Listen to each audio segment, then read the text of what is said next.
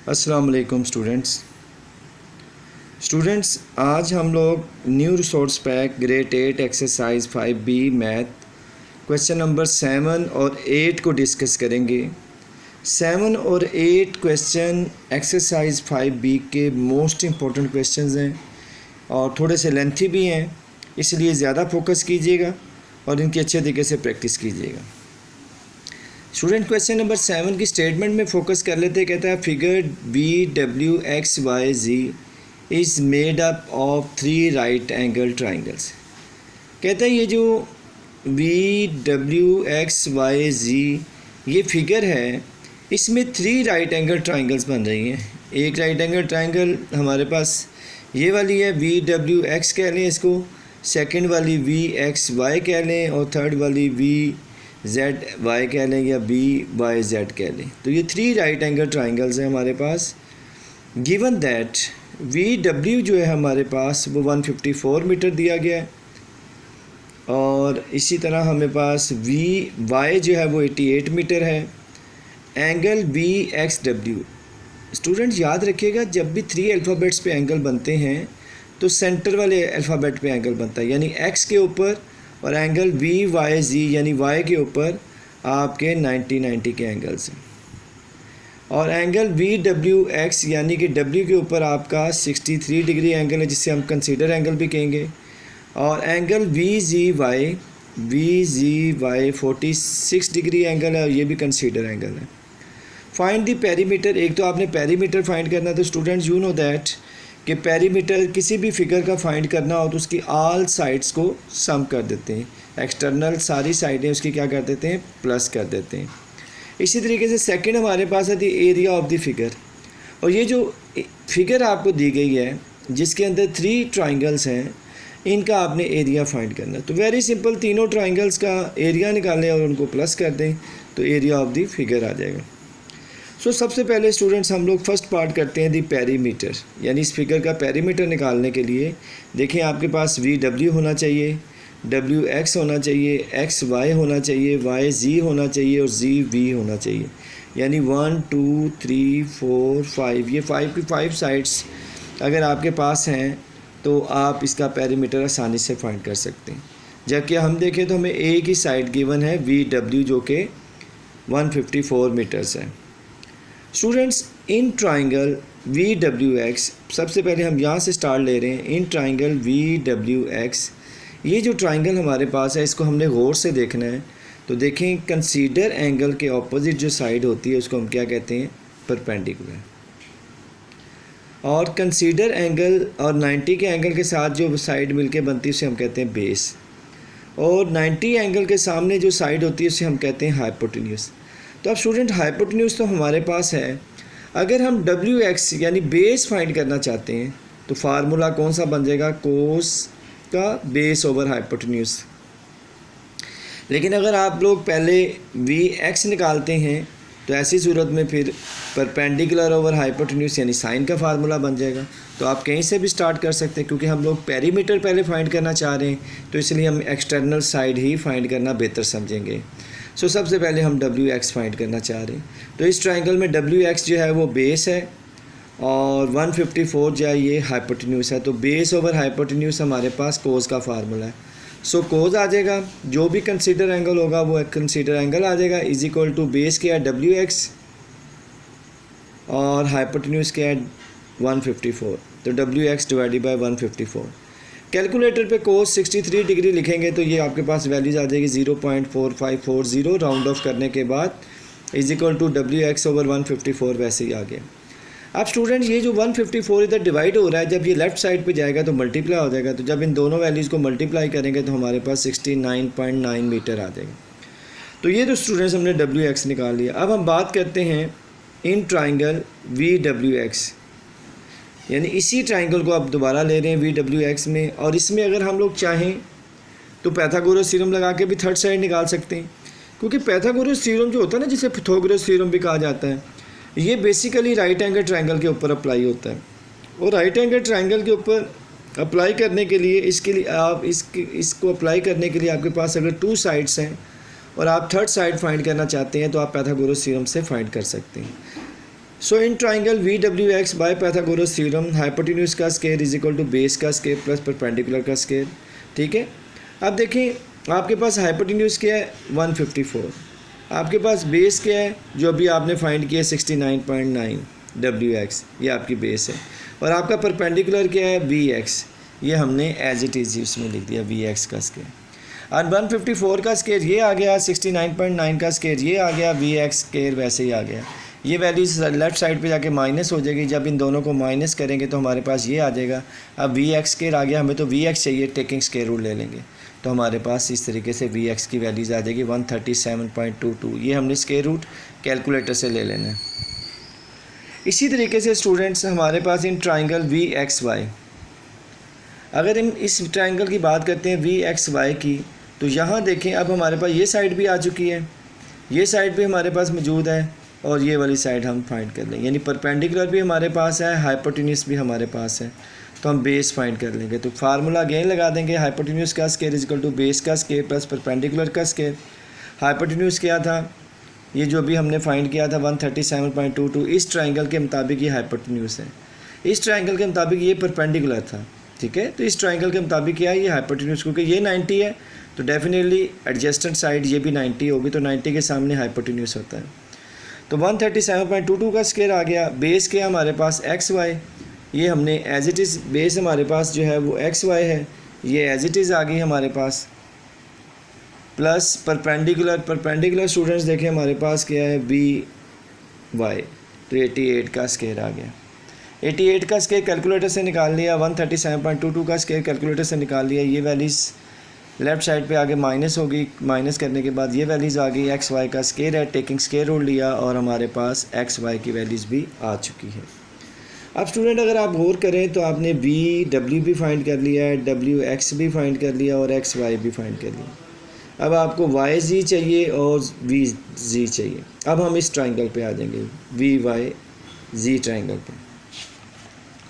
जब इन triangle V Y जी पे आते हैं तो देखो हमारे पास यहाँ पे परपेंडिकुलर भी है लेकिन हमारे पास बेस नहीं है, तो परपेंडिकुलर और बेस का क्या फार्मूला बन जाएगा, टेन।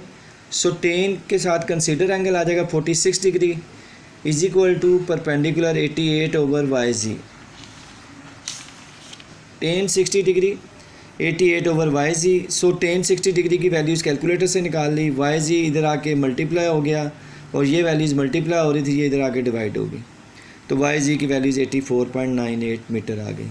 उसके बाद स्टूडेंट्स हम लोग जो है, क्योंकि दो साइड्स हो चुकी हैं तो बाय पैथागोरस थ्योरम तीसरी साइड फाइंड कर लेंगे, लेकिन मैंने आपको बताया कि यहाँ पे आप ट्रिग्नोमेट्रिक रेशियो भी यूज़ कर सकते हैं। मसलन देखें आपके पास परपेंडिकुलर है और यहाँ पे हाइपोटेन्यूज भी दिया हुआ है, तो परपेंडिकुलर ओवर हाइपोटेन्यूज यानी साइन का फार्मूला लगा के आप वी जी भी फाइंड कर सकते हैं और पैथागोरस थ्योरम की मदद से भी फाइंड कर सकते हैं। सो हमने यहाँ पे in triangle V Y Z में पैथागोरस थ्योरम लगाकर हाइपोटेन्यूज का square is equal to base का स्केयर प्लस परपेंडिकुलर का स्केयर, यानी वी जी का स्केयर, वी जी का square is equal to Y Z का स्केयर ओवर वी वाई का स्केयर। तो वी वाई की वैल्यूज़ 88 है और वाई जी की वैल्यूज़ अभी हमने फाइंड कर ली है, वही वाई जी की वैल्यूज़ हम यहाँ पुट कर देंगे, उसका स्केयर प्लस 88 का स्केयर लेके प्लस किया, टेकिंग स्केयर रूट लिया, तो हमारे पास ये वैल्यूज़ आ गई। अब देखिए student perimeter of the figure में मैंने आपको बताया था कि ऑल एक्सटर्नल साइड आपने प्लस कर देनी है उस फिगर की, V W plus W X plus X Y plus Y Z और प्लस वी जी, तो ये सारी साइडें हम निकाल चुके हैं। तो हमने यहाँ पे फार्मूला लगाकर इन तमाम साइड्स को क्या कर देना है, प्लस कर देना है। जब हमने ये सारी साइड्स इसमें पुट कर दी तो हमारे पास 536.5 मीटर आ गया। देखिए वी डब्ल्यू क्या था हमारे पास फिगर के अंदर लिखा हुआ है 154, और डब्ल्यू एक्स हमने क्या फ़ाइंड कर लिया था 69.9 मीटर, एक्स वाई हमने क्या फ़ाइंड कर लिया था 105.29, और उसके बाद वाई जी हमने क्या फ़ाइंड कर लिया था 84.98, और वी जी हमने क्या फाइंड कर लिया था 122.33। तो ये सारी वैल्यूज़ हमने ऐड की तो 536.5 मीटर ये हमारा आंसर आ गया। तो स्टूडेंट ये तो था पेरीमीटर ऑफ द फिगर। अब हमने perimeter of area of the figure find करना, तो इसके अंदर देखें स्टूडेंट 3 ट्राइंगल्स हैं। एरिया ऑफ ट्राइंगल का फार्मूला होता है 1/2 बेस इनटू हाइट। तो देखिए अगर मैं इस ट्राइंगल की बात करता हूँ तो 1/2 बेस क्या है मेरे पास डब्ल्यू एक्स है, और हाइट मेरे पास क्या है, एक्स वी है।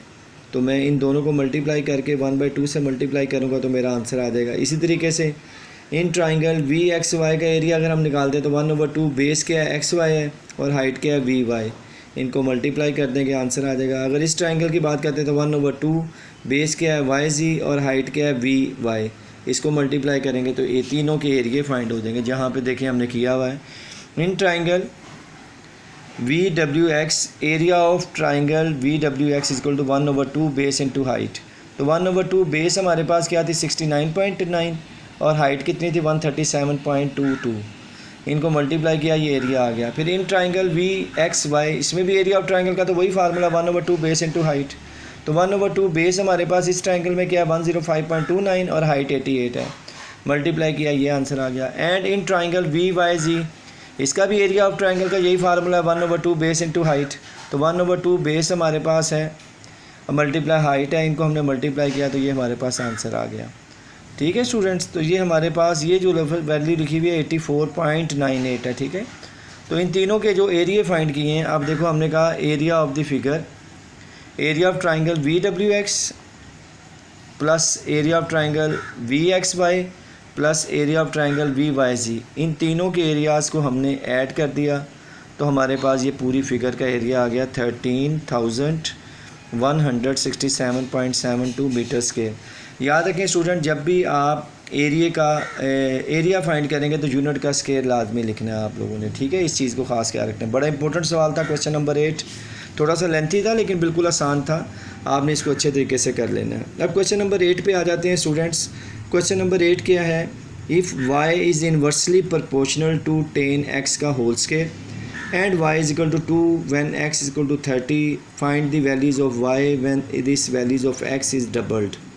अब स्टूडेंट यहाँ एक बात अंडरस्टैंड कर लें, इनवर्सली प्रोपोर्शनल का जिक्र हुआ है। इनवर्स वेरिएशंस वो वेरिएशन होता है जिसमें टू वैल्यूज़ के बिटवीन ऐसा रिलेशन होता है जिसमें अगर एक वैल्यूज़ इंक्रीज़ करेगी तो दूसरी वैल्यू डिक्रीज़ करेगी, और इसी तरह अगर एक दूसरी वैल्यूज़ इंक्रीज़ करती है तो पहले वाली डिक्रीज़ कर जाएगी, यानी एक का बढ़ना और एक का कम होना होगा। ठीक है, इसको कहते हैं इनवर्स वेरिएशंस।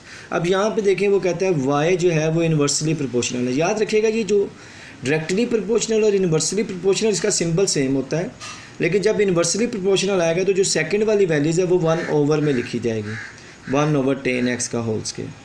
और स्टूडेंट जब भी इस सिंबल को ख़त्म किया जाता है तो इसकी जगह पे इक्वल और के लगाया जाता है, इक्वल और के लगा दिया, ये इक्वेशन 1 बन जाती है। स्टूडेंट जब भी इक्वेशन 1 बनेगी तो आप देखें आगे आपको y की वैल्यूज़ 2 दी गई है और x की वैल्यू 30 दी गई है, वो हम इक्वेशन 1 में पुट कर लेंगे, putting y is equal to 2 and x is equal to 30 in equation 1। y की जगह पे क्या आ गया 2, k वैसे ही आ गया 10, x की जगह पे 30 आ गया और स्क्वायर वैसे ही आ गया, 2 वैसे ही आ गया, k वैसे ही आ गया। 10 30 की टेबल वैल्यू स्टूडेंट्स आपको याद होनी चाहिए, 1/√3 होती है, और 10 60 की जो होती है वो √3 होती है, ये आपने ज़बानी याद रख लेनी है। तो स्टूडेंट 2 आ गया, k आ गया, 10 30 की वैल्यूज़ है 1/√3 का स्क्वायर। अब देखिए स्टूडेंट जब हम स्क्वायर लेंगे तो 1 का स्क्वायर तो 1 ही हो जाएगा और √3 का स्क्वायर 3 हो जाएगा, तो 1/3 इधर डिवाइड हो रहा है, इधर आगे क्या आ जाएगा मल्टीप्लाई, तो 2 मल्टीप्लाई 1/3 क्या आ जाएगा 2/3। तो ये स्टूडेंट्स हमारे पास k की वैल्यूज़ आ गई। अब जो भी आपके पास k की वैल्यू निकलेगी इसको आपने अपनी इक्वेशन 1 में पुट कर देना है, तो आपके पास ये इक्वेशन 2 बन जाएगी। Putting k is equal to 2/3 in equation 1, तो y is equal to k की जगह पे 2/3 आ गया और 10x का स्क्वायर वैसे ही आ गया इक्वेशन 2। अच्छा स्टूडेंट, इस बड़ी क्लासेस में जाके आप पढ़ेंगे इस टॉपिक को बड़े डिटेल के साथ, तो इस इक्वेशन 2 को मैं मैजिक इक्वेशन भी कह देता हूँ, क्योंकि अब जितने भी आंसर निकालने हैं वो इसी इक्वेशन में पुट करके निकालने हैं। अब आपको पीछे देखने की ज़रूरत नहीं कि आपने पीछे क्या किया हुआ। देखिए अब वो कहता है आपसे find the values of y, आपने y की वैल्यू निकालनी है when this values of x is doubled, कि x की जो भी वैल्यू दी गई थी वो डबल्ड होगी। डबल्ड का मतलब 2 टाइम्स होगी, 30 थी तो क्या होगी 60। तो अब हमने क्या करना है, putting x is equal to 60। देखिए उसने क्वेश्चन में स्टेटमेंट दे दी, हालांकि देखिए 60 डिग्री उसने वैल्यूज़ नहीं दी, बच्चे कन्फ्यूज़ हो जाएँ ताकि ये 60 डिग्री कहाँ से आ गया। देखो उसने डबल्ड का वर्ड यूज़ कर दिया कि जो भी x की वैल्यू थी वो डबल हो गई है, तो पहले 30 थी तो 60 होगी, अगर ये 45 होती तो 90 हो जाती, तो 30 60 हो गई। हमने पुटिंग कर दी x is equal to 60 in equation 2। अब हमने कहा था ये क्योंकि मैजिक इक्वेशन है, जो भी आंसर निकालना है इसी में पुट करना, तो x की जगह पे हमने 60 पुट कर दिया।